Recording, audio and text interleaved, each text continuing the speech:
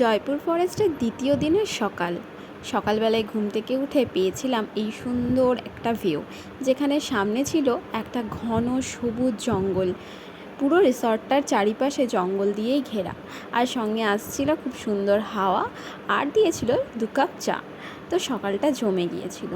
চাটা খাওয়ার পরে আমরা নিচে গেলাম ব্রেকফাস্ট করতে।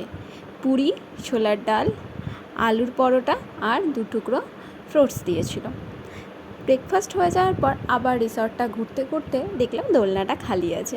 টুক করে বসে পড়লাম। দোলনায় দোলা হয়ে যাওয়ার পর এই মহারাজদের কাছে গেছিলাম।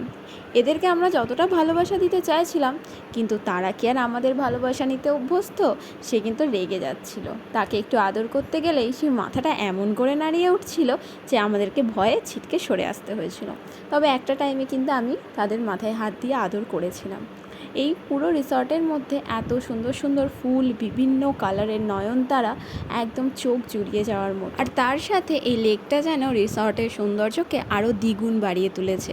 তারপর আমরা ফার্ম হাউস ঘুরতে ঘুরতে দেখতে পেলাম এখানে গরু, ছাগল অনেক কিছুই আছে। পুরো যেন এক গ্রাম্য পরিবেশ তুলে ধরা হয়েছে।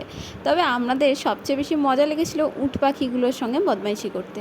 উট পাখিগুলোর কিন্তু মাথা নাড়ানো দেখে আমরা খুবই মজা পাচ্ছিলাম।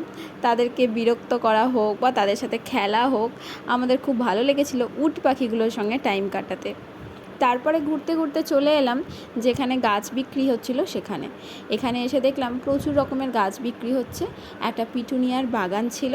আমি সেখান থেকে নিয়ে এসেছিলাম একটা পুদিনা পাতার গাছ।